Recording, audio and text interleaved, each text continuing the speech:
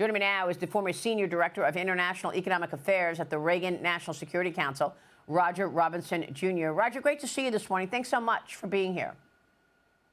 Good to be with you.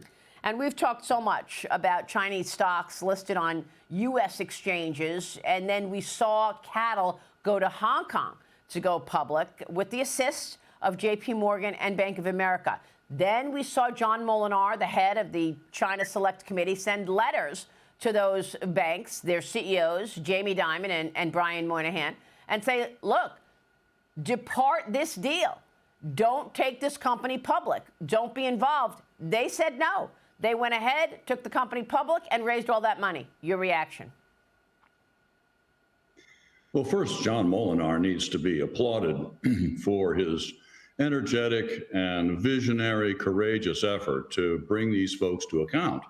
I mean, not only is this a Chinese military company as designated by the Pentagon, but one of the things that it's engaged in is enabling quieter, longer range, and ever more lethal Chinese submarines as they switch out lead-acid batteries for the superior lithium-ion variety produced by CATL. I mean, this is not a speculative process. This is a fact of life. And really, it is a breathtaking display of defiance by J.P. Morgan Chase and B of A in this connection.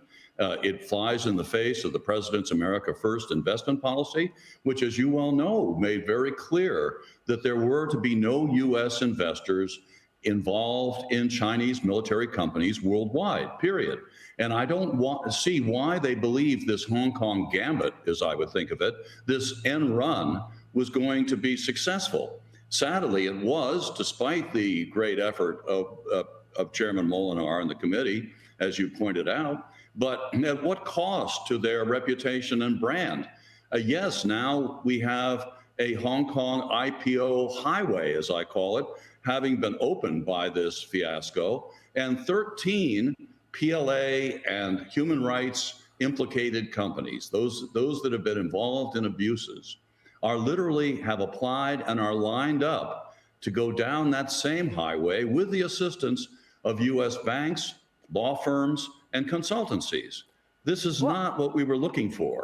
Well, it's pretty incredible how short memories are on Wall Street, right? I mean, just a couple of years ago, the Chinese Communist Party went into Hong Kong and threw all the freedom fighters in jail, right? Jimmy Lai included. And yet, you know, Hong Kong was dead. And all of a sudden now, instead of going to New York, these firms are ready and willing to take this company public in Hong Kong. Do you believe Hong Kong has new life in terms of being a global deal maker, despite the fact that the CCP is running things again over there? Well, it is a Chinese city, just another Chinese city. Any kind of distinction that it used to enjoy as a epicenter and hub of free enterprise is long gone. I mean, this is, as I say, a device now, Maria, sadly, and this is a loophole and a breathtakingly large one that needs to be closed ASAP by the president's own instruction. Where's the enforcement of the America First investment policy? Why is Congress still permitting this kind of thing to be legal? And we've read that America First investment policy many times on the air. Let me get your take on what just took place at Intel, because we're wondering if the president is changing his tone on Intel CEO Lip-Bu Tan after a meeting with him and what he called a productive Monday meeting at the White House. The president wrote on Truth Social, in part, the meeting was a very interesting one.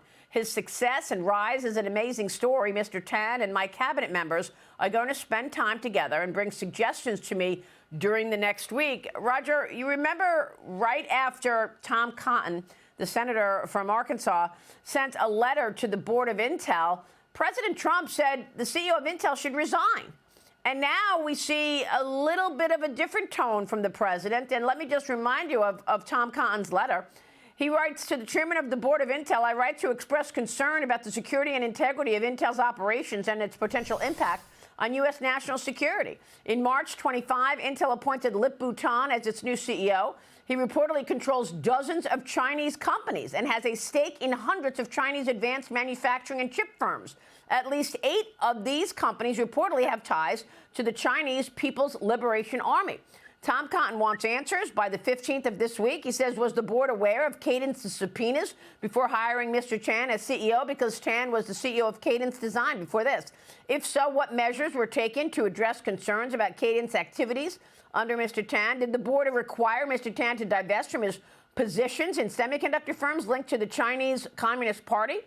And they're asking for answers to some of these questions. Given Intel's contract under the Secure Enclave program, has Mr. Chan disclosed any remaining investments or professional roles or other ties to Chinese companies in the U.S. government? Your thoughts? Well, you were the one, Maria, who brought the Tom Cotton letter to the forefront. And that was a terribly important thing to do. Tom Cotton should be applauded for his thoroughness here.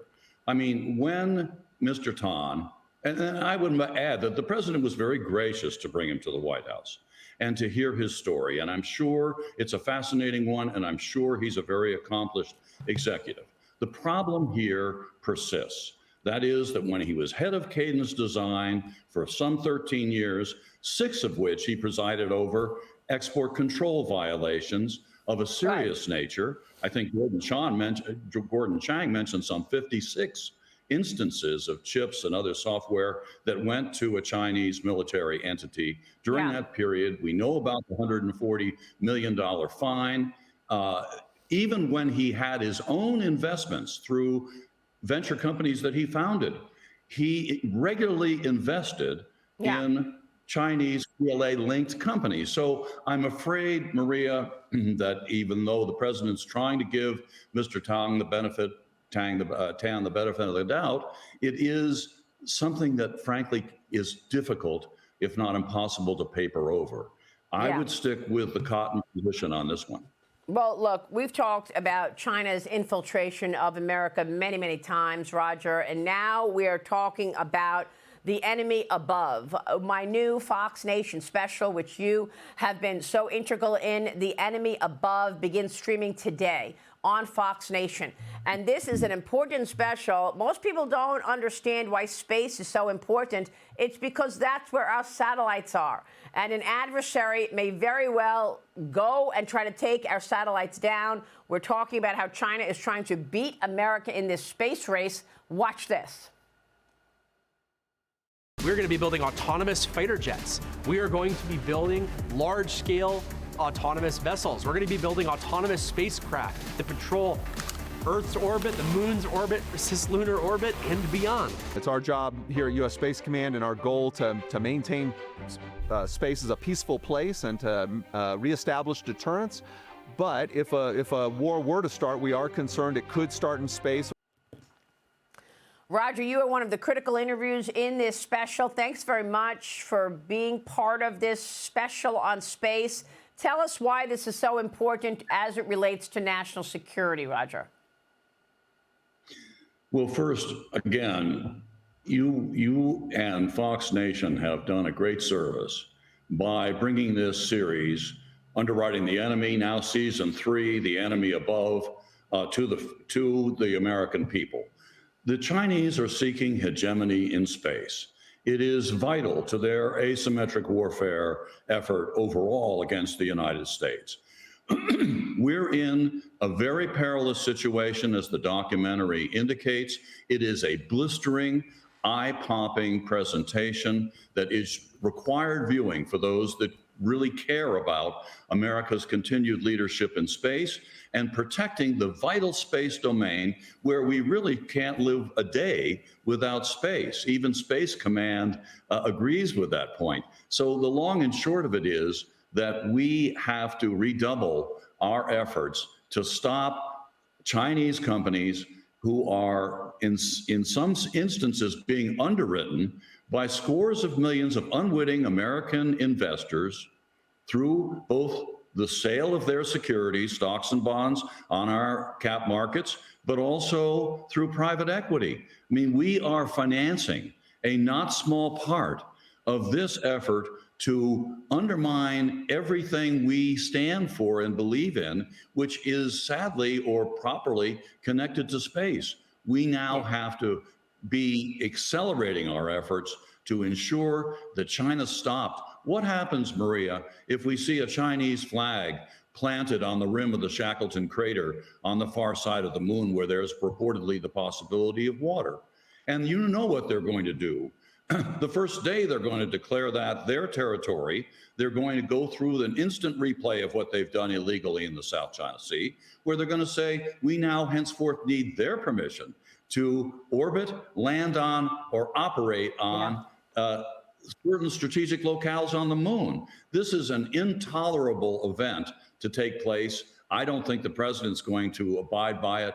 And I tell you that the documentary makes this crystal clear. Yeah, well, it's a fascinating subject, and I want to always point out that that is where our satellites are. And if an adversary goes to try to take down one of our satellites, they can turn the lights off in America, and they can basically stop all activity, including GPS and everything else. Roger, thanks very much for being here and for being a part of this very important special. My special, The Enemy Above, is available right now for streaming on Fox Nation. Do join us for The Enemy Above, available now. Roger, thank you. We'll be right back.